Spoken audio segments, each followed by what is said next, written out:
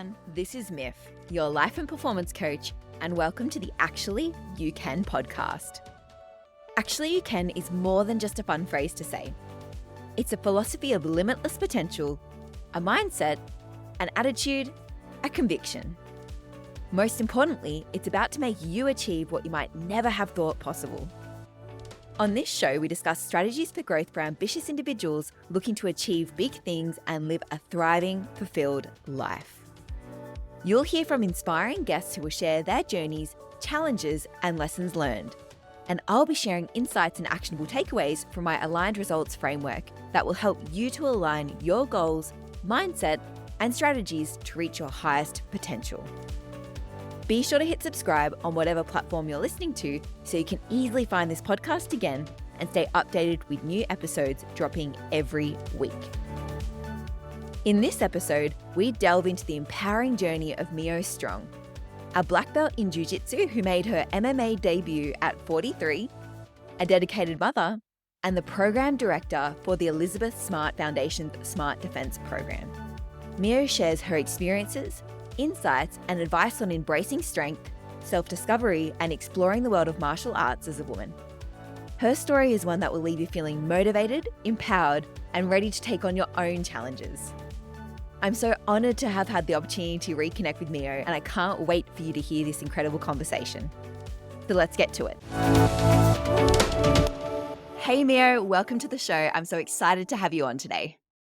Yes, thank you so much. It was something I have been looking forward to. And so the first time I met you was in Salt Lake City in Utah. And I remember walking through these doors and seeing this woman of small stature. But that small stature, there was really strong energy about it. I walked in there and I was like, holy crap, I need to meet this woman. I need to be her friend. There was something about your energy that immediately drew me to you, and I've been super impressed with everything you've done and everything you've achieved since the moment that I've seen you. For those who haven't had the pleasure of meeting you, can you share a little bit about yourself? Who is Miyo Strong?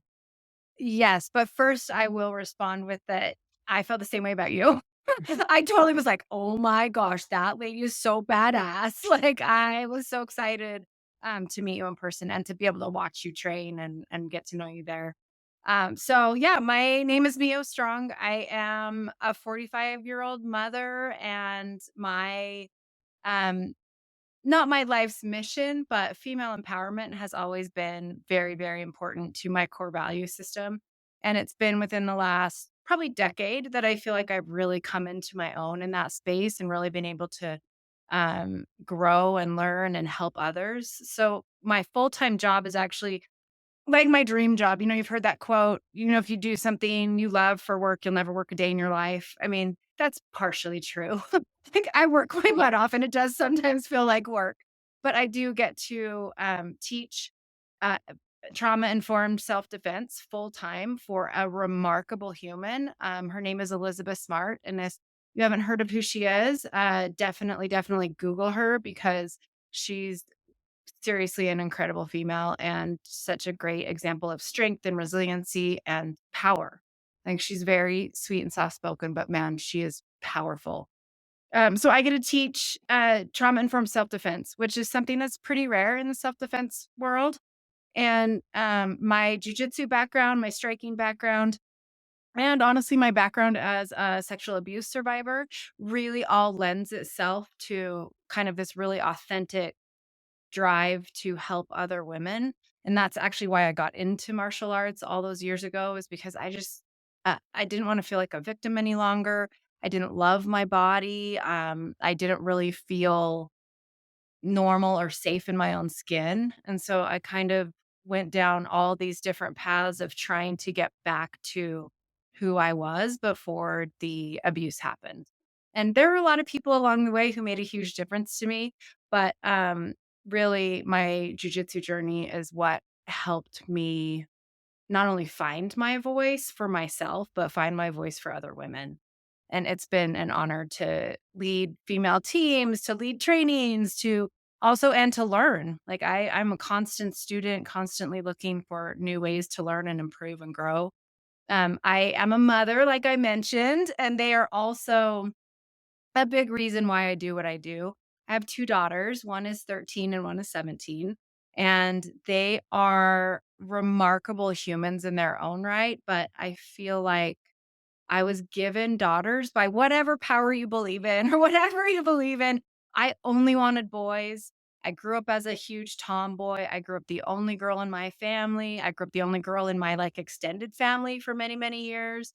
And I loved to shock and surprise and go against the grain and think outside the box and not be your typical female growing up. And it's funny because I just wanted boys. Like I wanted to raise little hellions and like, I got blessed with girls, and they are amazing. Like, they teach me so much, and I feel like being a mom and learning is really, something that I've always, always, always wanted to be. I will say when I was little, I used to wanna be a boy. Like, I wish I could be a boy not in the current situation of life, but that's happening out in the world, but, just in that they got to do better things. They didn't have to wear stupid clothes and they didn't have to do their hair and they got to play all the sports. And there was a long time that I was like, freak, I'm so like frustrated and mad that I wasn't born a boy. And the second I got pregnant, I was like, oh, this is why. Like, boys will never know what this is like, and that's sad because it's, like, one of the most amazing things ever, like, being a mama is something for me that is, um really helped me laser in my focus, and it really pushed me to be a better human. Because once you think about who's watching and learning from you, there's nobody closer than your own children, and that changed the game for me. I was like, "Oh my gosh, like, I'm maybe not the best human right now, and I have a lot of things to do to grow and change and to be proud of who I am." Because that's what I want for my kids, and I can say, like, with tons of enthusiasm that I fucking love myself. And that is something that I think a lot of women struggle with. And we're gonna find self-love in a variety of ways, but one of the things for me was moving my body. That helped. So, back to, like, the Jim Jones Fitness, challenges and the seminars and all of the crazy hard things that we do when we're part of Jim Jones, that really spoke to me. One, because there weren't a lot of women doing it. And two, like it was such an alpha male dominated space, just like combat sports, just like jujitsu, just like MMA. It's all very combat sports. And one thing that also defines me is if you tell me I can't, you better be sure I'm going to. And I'll be like, hey, I did it. Like, so it out of spite, but also out of love and out of, appreciation for being privileged and able to do it when I know a lot of people don't have the opportunities that I do. I don't take those for granted. And you shared some really wonderful insights into what makes up the Mio that I have the pleasure of continuing to follow on social media. And yes, she is incredible as she sounds for those who are listening. And so Oh, I'd love to go back to when you mentioned that you grew up being a bit of a tomboy and that you have a journey in martial arts. And for a lot of women, they wouldn't even contemplate going into the martial arts. And so what intrigued you about this and what really sparked that journey of exploration there? yeah, it's an interesting story because I have a very non-typical story and journey. I actually started Brazilian Jiu-Jitsu back in the late 90s, and this was when the UFC was just barely getting going, just barely getting started, and it was, marketed or what I was exposed to anyways was the amazing tiny little older Brazilian men that were out there kicking the butts of, like, very large, scary, well-trained opponents in other martial arts. Pardon me, and the word on the street or whatever was, Brazilian Jiu-Jitsu is for smaller stature, weaker people. It is geared for, Grandmaster Elio Gracie is the founder of Brazilian style Jiu-Jitsu, and he's small. And so that's kind of where my initial thought process was, "Oh, I'm small. I am weak." Not weak, but, like, I'm never gonna be as strong as a guy my size and my age. That's just the truth of it. And, so I had been a survivor of sexual abuse, and as I was hitting my college years, I really decided, "Gosh, I need to do something." because I'm not playing sports anymore. I gave up a soccer scholarship to an out of state university to stay local with my grandmother, who is very, very close. She's since passed, but she's a lot of the reason why I do what I do. But I stayed in state, so I didn't have this athletic outlet to really cope with the stressors at home and to cope with just the stress and anxiety of being a human, right? Like everybody's got to find their coping mechanisms. And for me, it was physicality and using my body. So I was going to the big box gyms. I was running on the treadmill. I was taking the step classes. I was doing all that without any fulfillment, no sense of purpose. Like, and if anything, I just felt horrible about myself because I'd walk in there and I wasn't this beautiful, blonde, fit, tan, blue-eyed girl that was bebopping around in her sports bra, and for me, that was, my own insecurities rearing their ugly heads, and I decided to walk into this Brazilian Jiu-Jitsu gym. It was a Pedro Sauer gym, as he Pedro Sauer is one of the original Brazilians who brought Brazilian Jiu-Jitsu to the United States, and for some lucky reason, he ended up in Utah, and, yeah, I walked into his studio, dojo, whatever you wanna refer to it as, school, and immediately was like, "Oh, this is for me. Like, this is hard. Like, this is whoa, this is uncomfortable, it's disgusting, like, these guys smell bad, like, it's totally out of my comfort zone, and I like it." And I like that people are like, "What are you doing here? You're a girl." Like, you know what I mean? Like, people were very confused as to why that was what I wanted to do at the time. And a little side note too, I also had an ex-boyfriend at the time that it was not a good breakup. It wasn't a good situation.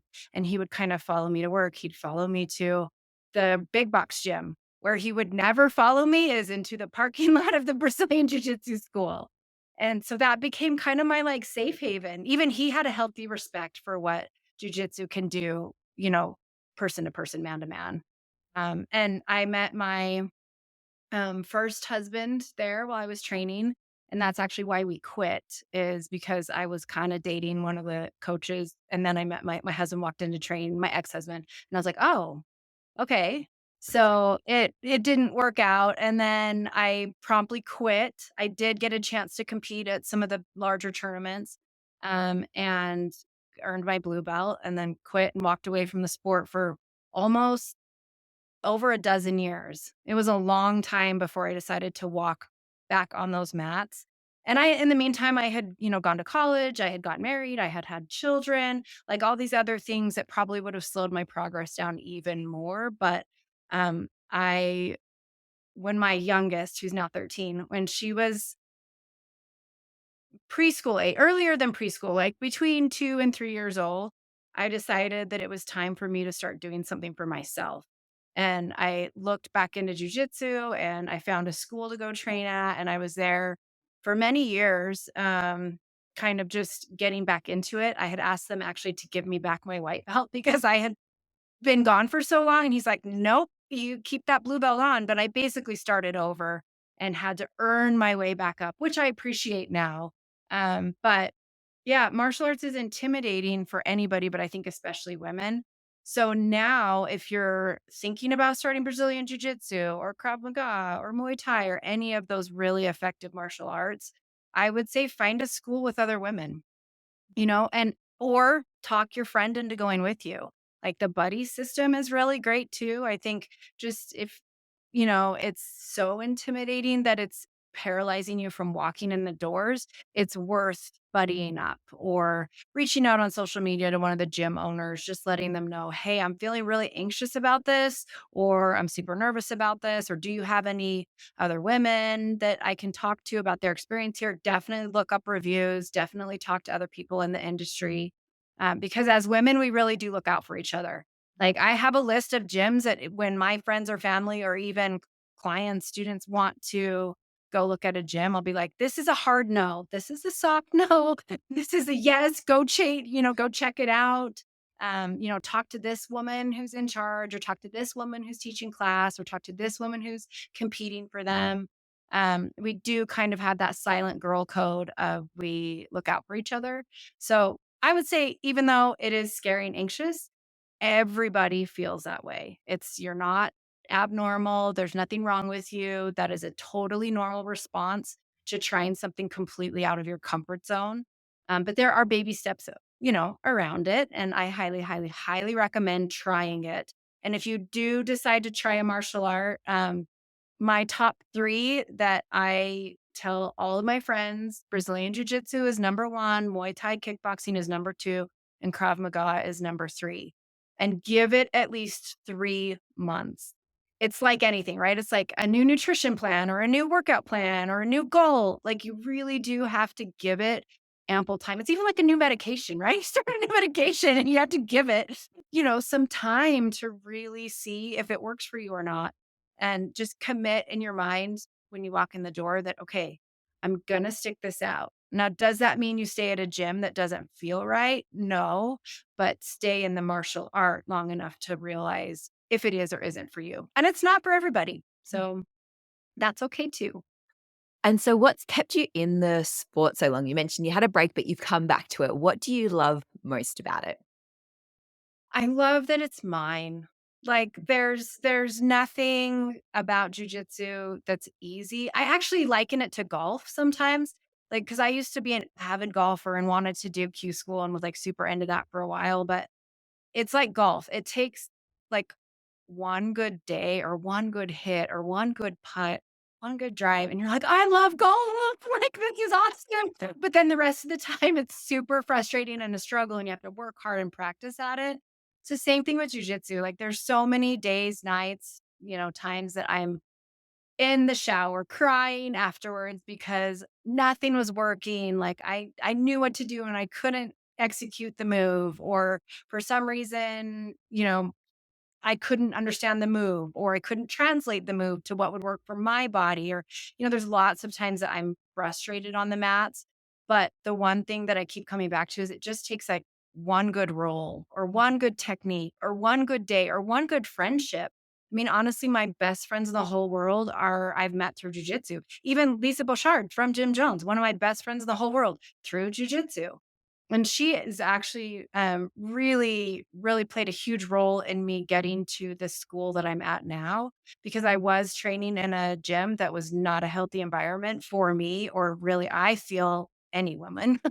But for me personally, I can just speak to my experience. It wasn't the right fit for me. But I didn't have the knowledge or the confidence really to go look elsewhere. And through Lisa, she helped me find Unified Jiu Jitsu. Johnny Carlquist and James Gardner are my professors, is what we call them in Jiu Jitsu. They're the head honchos, the school owners, the amazing, incredible black belts that run the school. And my Jiu Jitsu just like took off at an exponential rate once I started training with them. Now, it wasn't like this trajectory, it was this crash and then back up before I started finding success. But they were always honest and respectful and kind, and that kept me in it. My kids kept me in it. I like to lead by example, and I took my own advice and gave it lots and lots of time to figure out if this was for me. And within the belt system, so it goes white, blue, purple, brown, black. And once I reached purple belt, like I could see the light at the end of the tunnel of becoming a black belt. And it takes on average 10 years to become a black belt in Brazilian Jiu Jitsu. And that's training full time. That's not a 1 or 2 day a week training. That's training full time. Like that's one of the reasons I love and respect jujitsu is because they don't hand out belts. Like it's not karate, it's not taekwondo. Like you can't be a 12-year-old black belt. Like there's just no way that that's what happens. Um, and so the challenge of it, the community of it, and that it was something that helped me through my regular work life balance, through my regular trials and tribulations with, marriage and parenting and families and all that stuff. It was kind of my safe space, and it's actually where I met my current husband, Jason South. And actually, he's a Jim Jones alumni too. He's such a badass. I freaking love him. But meeting him at Unified and training with him, and it's been life changing to have a partner that supports and loves and sees what I'm trying to do with my life and my career, and um, speaks the same languages, right? Like we have always joked that we say violence is our love language Yep. because we love to like he's the one that helped me prepare for my MMA fight. He's the one that helps me with all my jiu-jitsu tournaments and vice versa. When he's in fight camp, I'm the one showing up for him and helping him. And granted, I can't give him hard rounds like he can give me hard rounds, but it's such a great partnership. And I love being able to show my kids that as well. Like finding the right partner. That was one of my big things when I got divorced is I was like, dang, I don't know. Like, I just don't know. I don't want to put my kids through this. I don't know. I was just so upset about it and conflicted. But I just kept saying, like, what would you tell your kids if they're in this situation? What would you tell your daughters if they're in this situation? And I would say, run for the hills. Like, get out, quit wasting time, quit wasting his time. Right. Like he's much happier now too. My ex and I are cordial to each other. And he's remarried, has his own new little family, young family, and they're happier and I'm happy for him. So it's a good thing. But yeah, so that's a long-winded answer to what's kept me in jujitsu. So much of it has. I love that you mentioned a couple of times the girl code, and I just want to call that out. Women supporting other women. I'm so here for it. And I think that people have more opportunity to do that. And you're completely right. Lisa Brochard is an incredible force in that space. You don't need to be the loudest person in the room to be fucking incredibly powerful. So I want to call that out there. But you alluded to a little bit of this. You stopped short of actually saying what your successes in martial arts have been. But for those who might not be familiar, are you able to list out? I mean, we don't have all show, but just maybe some of the achievements that you've had in this space. Yeah, it's weird because there's some achievements that mean so much and some that mean so much on paper, but maybe not that much to me. But the year I got divorced, I was a purple belt and I took a year and I made it a goal to compete every single month, which is really hard because there's nothing local that fits right for me. And so that meant traveling all over the place. And I traveled to Europe, I traveled all across the United States and just competed every month. And I really buckled down and put that as a priority for myself. And that year I did win Master Worlds in the gi, Master Worlds in no gi, and then I won in Europe. They had Masters Euro, which I actually won the open class, which means that's all weight classes. I am on the smaller end of the weight class spectrum, and so for me to win the open class was a big deal to me. Like that was a very big, like self-affirming, like, okay, my jujitsu is okay. If I can revive and do this and, be able to find success. But what I tell everybody, especially my students, is just because you win a tournament or you win a medal or a title or whatever, that doesn't necessarily mean you're like, I've won world master titles in my belt and my age and my weight class 5 times. But that does not mean that I'm the best person. It just meant that day, like the stars aligned, like my diet was on point, my mental state was on point, my physical state worked. Like, and it doesn't mean that I'm any better than the people I beat because any other given day, they would beat me. Like, it just is jujitsu is such a chess match, like, one wrong move and you open up yourself for them to have an advantage over you that is your fault, right? It's not necessarily that they created that, but you made a mistake and vice versa. They could have made that mistake and you capitalized on it. So I've had success in gi and no gi. I've had success in they call them super fights. I actually like to refer to them as super matches and as jujitsu as matches. I know a lot of jujitsu athletes call them fights, but after I've trained and fought in a cage, I'm like, no, jujitsu is not a fight. I mean, like it is hard and it's difficult, but it's a match. It's a competition to me. And so and I actually lost my MMA fight. I fought in the cage at 43. And the reason I did it was one, to raise money for the nonprofit that I work for, two, to show my kids that, like, you can do anything you want, regardless of what the stereotypes are. And facing your fears is really how you get to practice being courageous. And having courage in your life in any area is such a vital key to success and happiness. I feel like is being able to really say, like, I'm scared, but I'm going to do it anyways. And that is powerful. So there are a lot of reasons why I did it, but I did. I lost a ref's decision. after 3 rounds. And, of course, I wish I could do it again and run it back and this, that, and the other, but I'm very proud of myself. And even if people, maybe don't have the most positive things to say because I lost, I actually don't really care because I knew what my point of doing it was and the point came across. My kids talk about it all the time. My girls will refer to my cage fight or when I walked out or when I was in fight camp or when I was injured or when I was whatever. And they talk about it all the time. And that makes me happy and proud that they saw what I was doing. And I'll have to send you some pictures. I'm actually going to do a post about it, but they walked me out to the cage, one girl on each of my arms, holding my arms. And actually, when I got married, a year later, they walked me down the aisle in the Oh, same way. oh, how beautiful. Yes, I love it because really my kids are the core of Yeah. everything I do. And they're getting older and they're going to be out of the house soon, but they'll always, be my focus.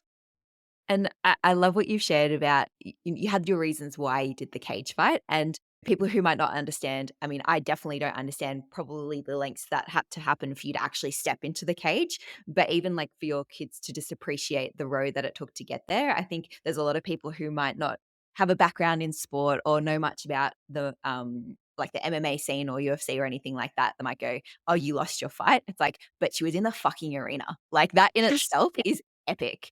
And what I really loved a story, if you don't mind sharing, but in the lead up to it, I heard that one of your daughters was a little bit scared that you're going into the cage. I'd love for you to share that and how you managed that because I think that's there's wonders to everything here. Yeah, and that's actually one of my favorite memories of that entire night and that entire experience. It was interesting because I was, backstage getting my hands wrapped, like, getting warmed up, and, my daughters could come and go as they wanted. They had, backstage passes or whatever, and they knew the promoters.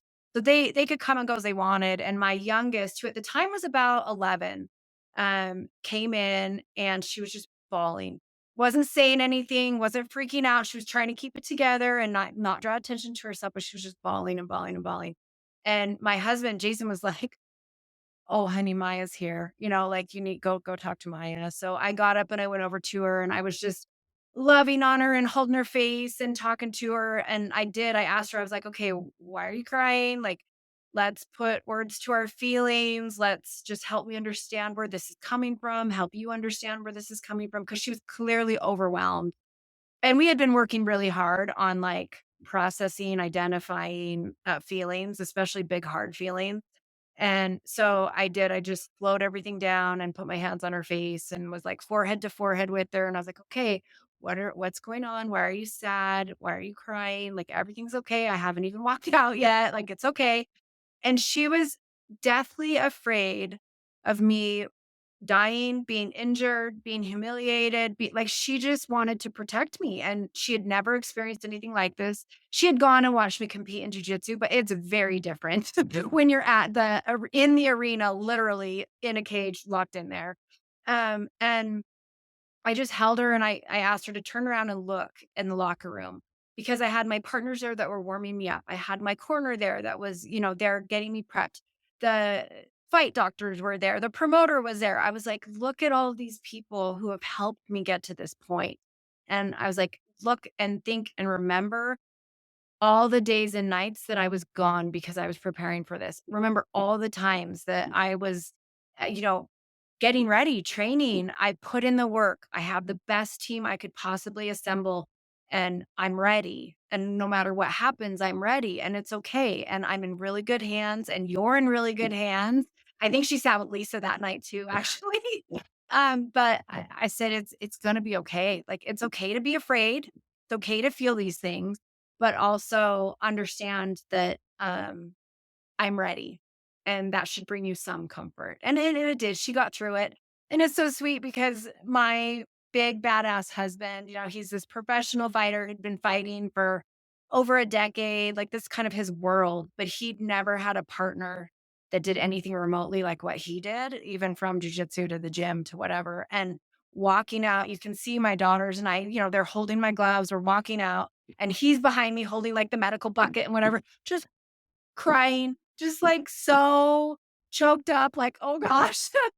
But he kept it together the whole fight, of course. And yeah, it was a remarkable experience, and I'm so grateful. I'm grateful to Cody Bunderson. He runs the Fierce Fighting Championships, which is the show that I fought on.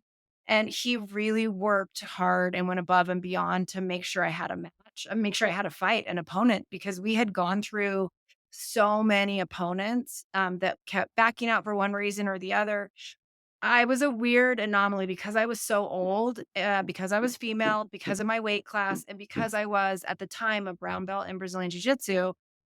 Those are all kind of very rare factors to keep in mind. And finding me the right opponent was very difficult. And Cody went above and beyond to make sure that all of our hard work was not in vain. And even just hearing you talk about this journey, a lot of people set goals and they're really driven by achieving goals. And when you achieve a goal, you expect there to be fireworks and bottles of champagne popping.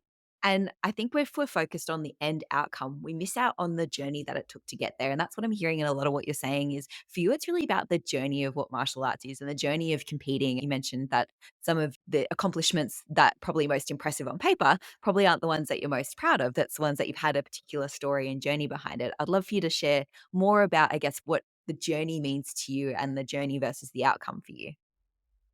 Yeah, I think the journey is where all the good stuff happens, where all the growth happens, because oftentimes the journey is real hard. It's all the sleepless nights and the sore broken body parts and the giving up, like missing a choir performance or missing, you know what I mean? Like as a mom too, trying to balance all of that it's so challenging. And I do think any journey you take from start to finish, like say my cage fight was a journey for me. That also applies to now, like my role as a program director and trying to launch our program at a university level. It's the long game, right? It is the 6 to 8 week fight camp, but it's like now 6 to 8 months in what we're doing. And it really does apply across the board to any goal that I set for myself.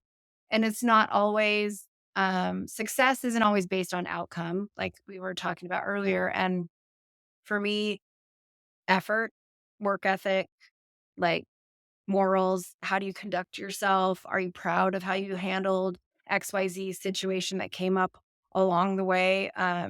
Like, do you lead with love? How are you learning to show up for yourself, but also show up for the people that are counting on you for said goal?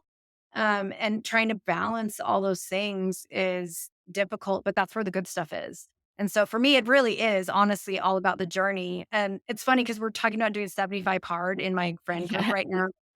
And I'm, like, most excited about the 74 days.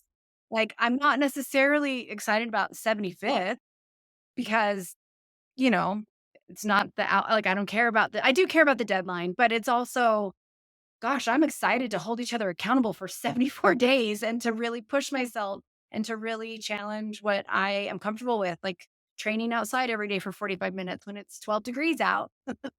Is gonna be a challenge. So, yeah, in all things, I am very mindful of the process versus the outcome. Yeah. And I guess on a similar note, you mentioned the 75 hard. I'm sure there's people listening going, she just really loves a challenge. What motivates you to do hard shit?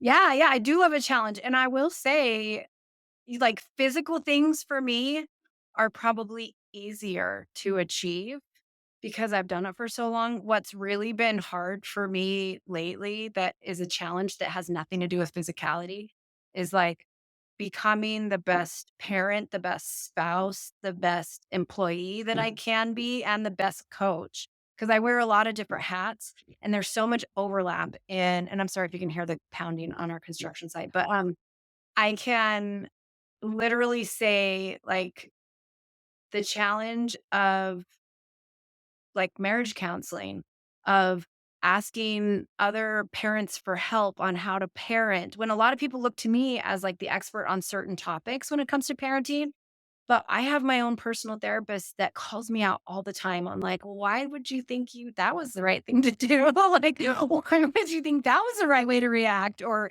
like, I love getting called out by other strong individuals that I trust. And that's been one of the things in my marriage is being present and authentic and really taking a hard look in the mirror at what I'm contributing to said stressful situations. I mean, he and I have been together for several years, but I have changed dramatically from when we started dating to now, and I love who I am. Like, and I love how I'm showing up. I love that I do say sorry. Oh, I totally screwed that up.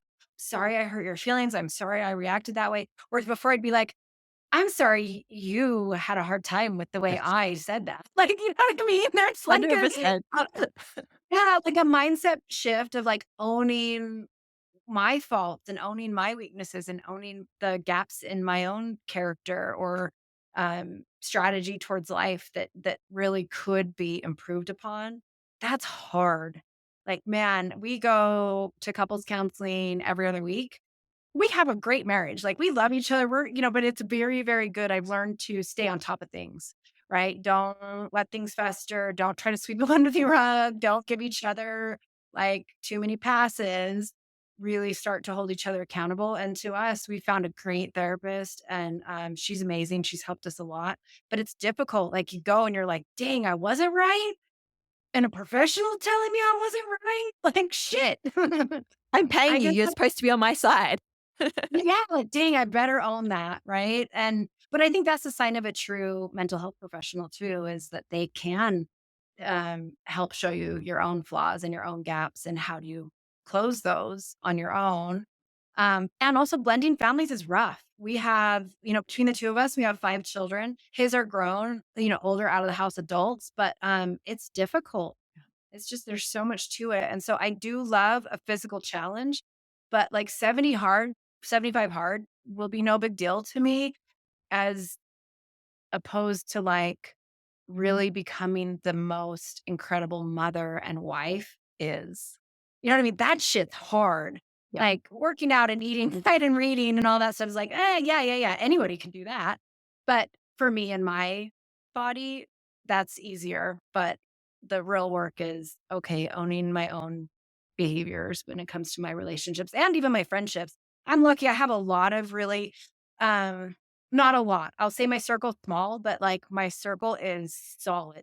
Like those women and men, I have some really, really solid men that I call my best friends and my brothers, and they call me out on my bullshit behavior or my weird, unhealthy view of something. They'll be like, whoa, whoa, whoa, whoa, whoa, bring it back down, Mio. Like, have you thought about it this way? Or what I'm hearing is this, even though you're saying this, and having people that you can trust that really do um, lead with love, but they lead with like integrity too, and they hold you to some standards that, all of us should be held to.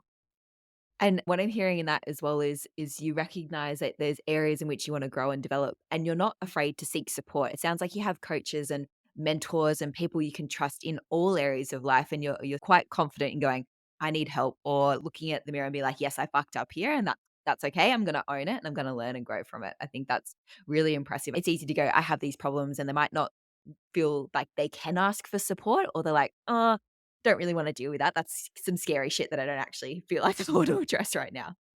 Yeah, yeah. And I think a lot of that is now that we're talking, what's coming to me is like my program with Smart Defense. It's a trauma informed self defense program for women.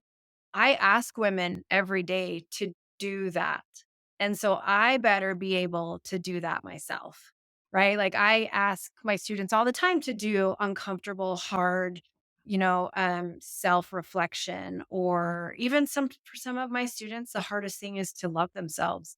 And so it's like, all right, how are you going to do action? How are you going to take action to get to this better place of self love and self worth? And understanding like that you're an incredible human and you can own that. And that doesn't mean you're a narcissist. It doesn't mean you're egotistical or you're a bitch. It just means you have permission to love yourself in the same ways that you expect other people to love you and to love themselves.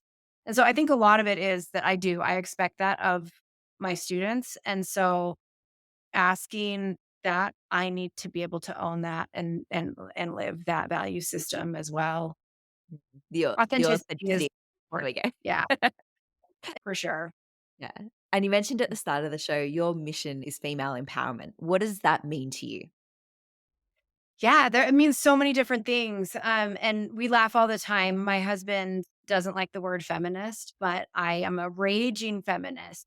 Does that mean like I'm like an extremist? Whatever. There's so many ideologies out there.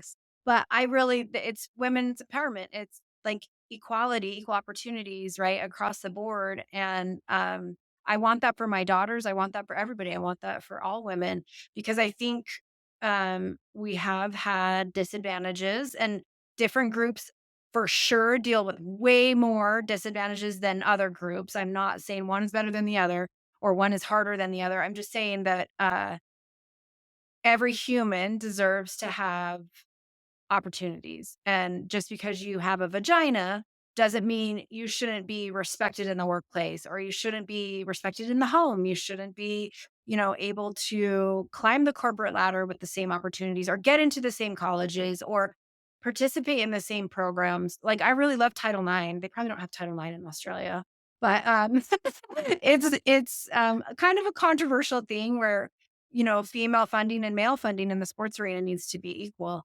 And it's upset a lot of people because it means maybe the men's tennis team doesn't get the funding because women's basketball needs it or, there's all sorts of different ways that it can play out. And it's the same with scholarships and opportunities. Women need to be able to access the money to get to school, to get those scholarships just as much as the men need to.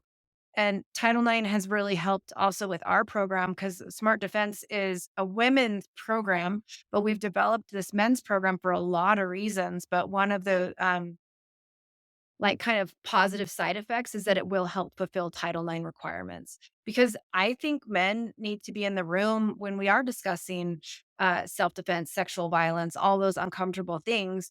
And the men that are already in the room discussing those things aren't really the problem, right? It's the men that know nothing about it. So, how do we get those guys in the room? Because, yeah, no, not all men are bad. But 98% of all sexual violence happens at the hands of somebody with a dick. So we need to get to that population to really create, um, you know, true prevention. But I digress. Let's go back to female empowerment. I really just think like women are remarkable beings and we have so much to give and share and challenge each other with. And my daughters should have better opportunities than what I had.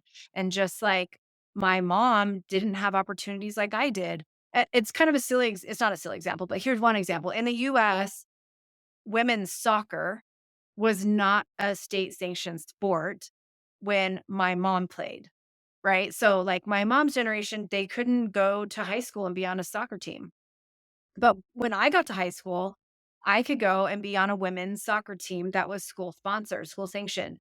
The same thing is kind of happening with my children. So my oldest daughter, she's 17, she plays tackle football. Yeah. And she's played tackle football since this is like her third or fourth year playing. And it's still not a school sanctioned sport. But my guess is by the time her children are playing at high school sports, they will have women's football teams. And that's just generationally doing better for the next generation than we had for ourselves. And like when I played high school soccer, I really wanted to play lacrosse, but there wasn't a school sanctioned team. Now there is. So now my daughter could go play women's lacrosse and it could be a school sanctioned sport. So we are slowly getting better at the opportunities and that's kind of what the empowerment draw is for me is just doing better for the next generation than we had opportunities for. I love that, and what a legacy as well. I know a couple of other incredible women who are doing very similar. The opportunities they didn't have, they're making sure they're pioneering so other people do get those opportunities. It's so incredible to see. And you touched briefly on the work that you do with Smart Defense. Are you able to elaborate more on what the programs you offer are there and what really the goal of it is? Yes, it's something I'm so proud of. Like, man, I love my job and I love my boss. Like Elizabeth Smart is the real deal. Like she is so the real deal. Please Google her if you guys are listening and don't know who she is. But our self-defense program is unique and it kind of fills a gap that has always been there. But the birth of it, so I've been coaching and teaching self-defense for women for over a decade, but I have only been partnered with Elizabeth Smart for the last 4.5, 5 years. And when we partnered, I really felt like this shift happened because we took like my world of martial arts and combat sports and her world of like advocacy and healing and prevention. And we got to meld them together to create this program.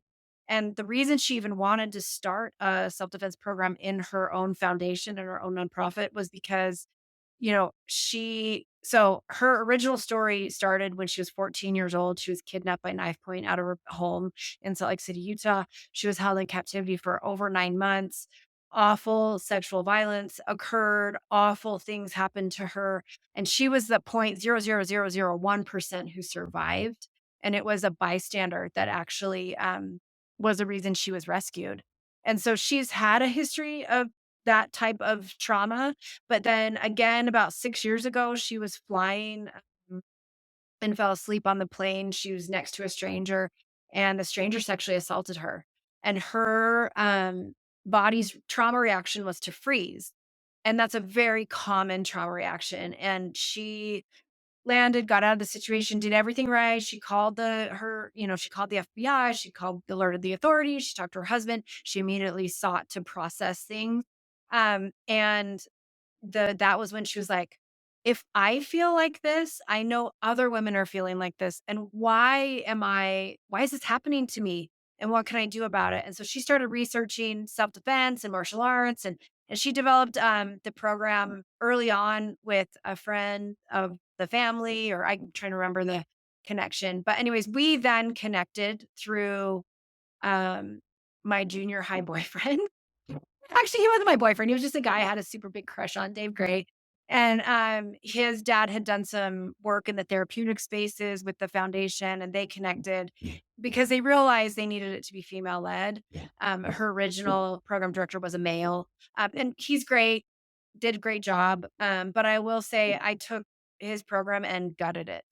Like, just because I wasn't a male doing the moves that were in the curriculum, and so they weren't working for me. And I was not about to put anything in our curriculum that wasn't effective or that would give any sense of false hope or just unrealistic expectations. That's the last thing we need is more unrealistic expectations on our shoulders. So luckily, my husband, he's a trained fighter. He's 6'3", 220 to give you a reference. I'm 5'3", 5'2" and a half, 5'3", 120, 125. So there's a big size difference. And I trust him. He trusts me. We understand martial arts. So we did everything in the program at like 80 to 90%, knowing we had tap, we could get out of it, like knowing it was a safe, controlled, consensual environment. But we realized really quickly what would and wouldn't work in these situations. And so we've developed this program based on Brazilian Jiu Jitsu, Muay Thai kickboxing, and Krav Maga. But the thing that really sets us apart is we partnered with UCASA, which is our local coalition against sexual assault and sexual violence. And they provided all of our coaching with trauma informed training. And it's kind of an interesting story, and I'm sorry, I know we're going long, but, it's kind of an interesting story how we connected is it was actually they tried to shut our program down. Like, in the nonprofit space, self-defense has a very negative connotation, like, a lot of victim blaming happens, a lot of re-traumatization happens, because they're typically led by, like, MMA coaches or cops or people that are male, large, aggressive, you know what I mean? Educated within the trauma-informed space. And so when we heard that UCASA was, like, coming out against us and really, like, negative press, whatever, I was like, "Hey, that's okay, like, help me understand, like, I'm curious, why do you feel this way? I don't know anything about why you feel this way, this is new to me." And so we worked with their program director, their executive director, like, they were amazing. Like, once we came to the table together and we realized we have the same goal, we just have different ways of getting to it. So how can we, channel our funds together, or not our funds, channel our, like, expertise to make sure that we are changing the game? And so that's why all of our coaches became trauma informed trained, which is a huge asset because how you speak in a class, how you coach in any situation, especially when survivors are present, it is very, very important to how you choose your words and how do you recognize like the trauma responses, because inevitably if you're pressure testing things, it's going to be uncomfortable. Things are going to come up. And how do we deal with that? How do we recognize that? How do we help that? How do we support that? And we also do a lot of breath work and meditation. So our program is very holistic. It's very centered around like, how do we become calm, capable, confident women. And if that's through martial arts, that speaks to many of the women. A lot of our women love the meditation, the breath work, and we do a lot of positive affirmation and journaling and things like that. That speaks to them. And then you combine forces, and we really just have now a community of women that are able to show up and support each other, but also understand when they are disclosed to, because the numbers are awful for sexual violence. And so the rates that women are getting disclosed to are very, very high. And even just knowing how to handle that conversation is very important. So we, of course, put that into our program. And then we also have a very, very aggressive alumni program. And I've never, ever seen another self defense curriculum that has this, but we give them access to training free for life because it's muscle memory, right? Like you can take an 8-week or a 6-week or a 4-week class and feel like you got it. But then in 6 months, if you've never thought about it or drilled it or done anything, it may not be there for you. And so we want people to understand that training and moving your body in these ways and practicing everything from your box breathing to your palm strike is very, very important. And so we give them access. You do have to pay for our course, but we have lots of scholarships available. Um, but if you come through our regular course, you are allowed and encouraged, highly encouraged, to come back for free for life. And you can drop in on any class you want in our section of curriculum. And a lot of people have taken advantage of that. I'd say and I say a lot because it feels like a lot, but even though the numbers don't sound like a lot, I'd say about 30% of our alumni come back at some point and train with us again. And then we also have an online version. So they go through the whole in-person training and then they're given, hey, here's this online curriculum. You've learned everything in person. Say now you've moved across the country but you still need these skills. Here's access, no charge, like drill, share, ask questions, really, really try and make this a lifestyle because it's like situational awareness and bystander awareness. If you're not practicing and thinking, and our men's director, Marcus, calls it wargaming, if you're not running through those scenarios in your head all the time, when you are given that, when that situation is presented, you may not know immediately what to do. But I do say this to every class. I'm going to say this here too. I am a professional athlete. I have been coaching, training, fighting, competing for over a decade. I could be raped tomorrow and it would still not be my fault. Like there is never, ever, ever any blame put on the survivor because we're not the ones out there perpetrating these crimes. And that actually leads me into why we developed that men's program is we really realized early on that like what we're doing is an actual prevention because women typically are not the perpetrators. So, how do we then get to the male population? How do we start educating and empowering the men? Like the men need empowerment just like women do, but they may need it like to step in when they actually are nervous or not sure how to step in. Or how do you show up for your partner or spouse or kiddos that maybe have experienced something like this? What do you do to be like a bigger, better, stronger member of the community? And how can you, as men, play a unique role to help keep other people safe, from kids to women to other men? I mean, 1 in 7 men will experience some sort of sexual violence in their life, and typically, I believe it's every 73 seconds in the United States somebody gets sexually assaulted. And I believe, I'm going to get it wrong, so I won't say it, but the rate that children are the victims of that sexual violence is astronomical.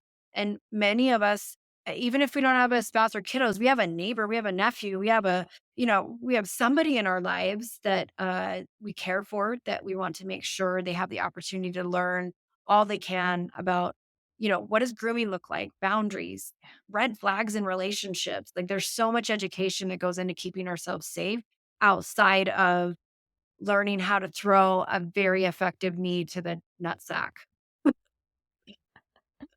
I love so much about what you've shared just now, and all I can summarize is what a gift you are to the community and the Oh, work that you do through these programs. It does have a ripple effect. Like, there's weight loss programs where you can be like, my client had XYZ transformation. Now they have a banging bikini body. This is a sort of program where I don't think you could.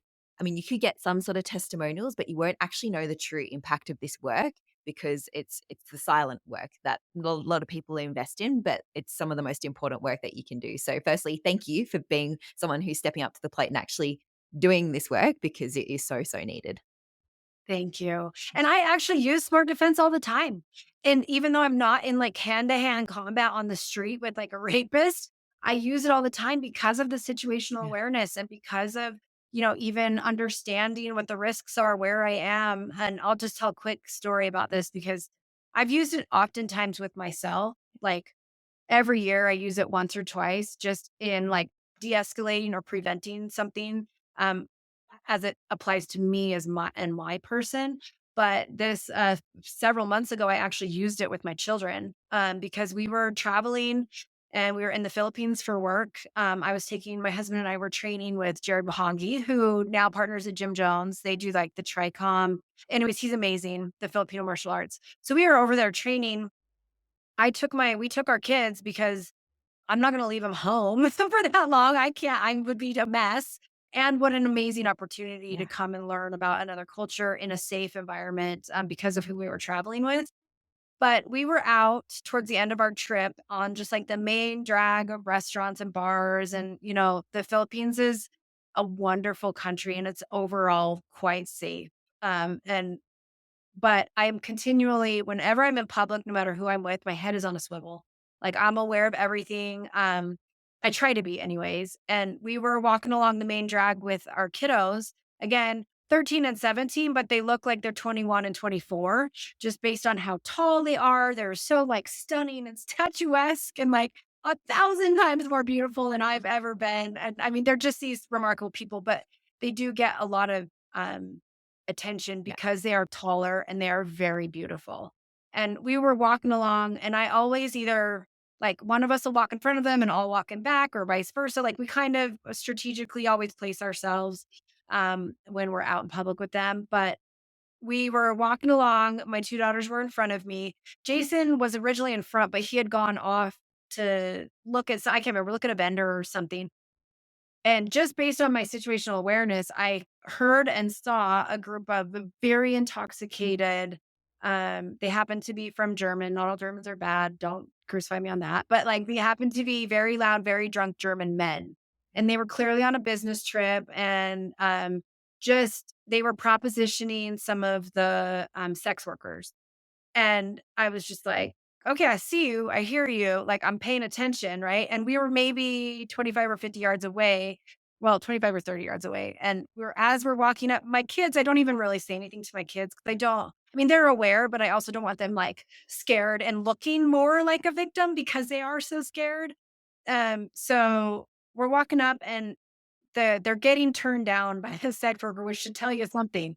And 2 or 3 of them make a beeline for my kids, and they're loud and drunk and whatever, and I'm walking along and I just cut them off, right? I get right in front of my kids, right in front of this dude's face, and as he's reaching to, like, grope the girls, I just use, like, very simple, like, frames. Like, in Jiu-Jitsu and Muay Thai, like, you talk about framing. I just framed his advance, pushed him backwards, and was, like, using my voice very, very loudly, like, "No." I said, "No." Like, and I don't know if they speak English or whatever, but I am very clearly my body language, my volume, and everybody recognizes the word "no." And I'm just in between them and my daughters. And the guy, while he doesn't physically try to touch me again, he does start harassing me verbally and saying, awful things to me. And I just stand my ground and like make me as big as I can be. And I'm like yelling, no, no, no, no, no, crowding him. And then here comes Jason, and Jason intervenes. And Jason's like, these are my girls, get Barbara, he's like saying all these awful things and they finally like turn around and leave. But it was preventing a groping or, heaven forbid they want to try and do more to underage girls. But it was just my situational awareness that is something we teach all the time, every single day. And then it was a simple use of frame, of my voice, of my body language that actually de-escalated it. Like a lot of people are like, why don't you kick his ass? Like, I don't know if he's carrying a gun. I don't know if he has a knife. And there's three of them. I'm not stupid, right? Like, but I am going to make sure that they understand my intention. Yeah. And then, of course, as soon as Jason came in, I laugh. I'm like, sure, you come up and three guys walk away, but it is also how he carries himself. Yeah. So it's just interesting. Like we use it all the time. And even Yeah. though I don't hear like, oh, hey, I took your class and I prevented a rape, I do hear all the time, thank you for sharing what those red flags are. I already knew that something was off with my boyfriend and I just decided to cut it off. Yeah. Or I have heard a lot too, like, thank you for sharing how to report and why to report and I reported even though I was raped 5 years ago at a different university. I went forward and I decided, to show up and stand up for myself. And so we do hear wonderful feedback all the time. Yeah. And thank you so much for sharing that story. I think it's really easy to imagine what you would do in those situations. When it actually comes to that situation, you never really know if you haven't actually been in it before or trained for it, which is why, again, your work is so, so important. And so I'd love for you to share if someone, especially a woman, is looking to learn more about this, how, I mean, just listening to you talk for this last hour or so, I feel really strong and empowered. And if someone's looking to bottle up some of those feelings and start being able to feel really confident, calm, and capable within themselves, like you shared, what's a really actionable step you would suggest someone could do in the next 24 to 48 hours to start them on that journey? Yeah, there's actually a few different things, and they may not be what you think. One of them is actually a journal. Like, I think just taking 15 to 20 minutes out of your day to write a list of 10 things that you love about yourself. And a lot of women have a hard time with this. And it can't be like, I have great hair or I have like great biceps, whatever. It's got to be like, I am loyal to my friend group or I, show up when people need me or you know what I mean? Just write 10 things that you love about yourself. And I like to keep that as a habit. Every class we teach, we do circle time and that's one of the actionable items that they do.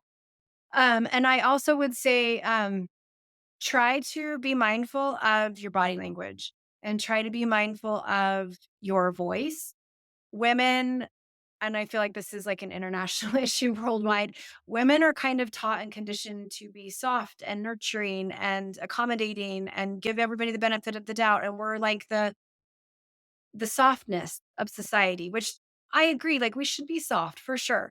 But also we should be 110% confident enough to be that bitch, right? To state your boundary, to be loud, to take up space, to walk with your head held high, your chest back, you're aware of things. I always say, you don't walk around like with your fists up and like ready for a fight, right? That's not sending the right message. But you can walk with an air of confidence and that energy of, I am, here and you're going to have to respect me.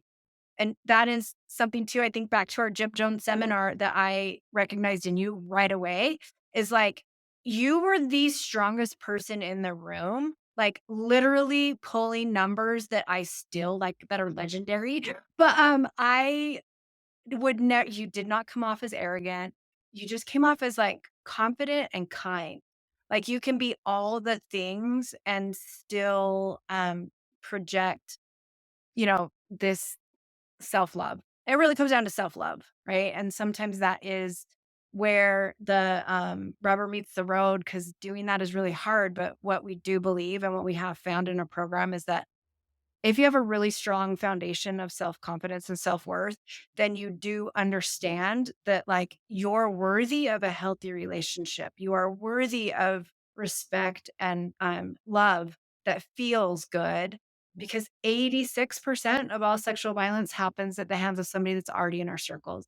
It's a boyfriend, it's a neighbor, it's a coach, it's somebody, and really understanding that like, hey, you don't deserve that. Like you are worthy of healthy, happy, respectful relationships, whether it's platonic or romantic, is, where you can really take some good depths that don't require any sit ups, burpees, palm strikes, knees, it's just something that we can practice every day. Freaking mic drop that last sentence. That was incredible. Thank you so much, Mia, and thank you for your kind words. I so appreciate it. What a wonderful way for me to start my day. I really appreciate your time today. And if someone's Um, looking to follow your journey and learn more about the incredible work that you do, where can they find you?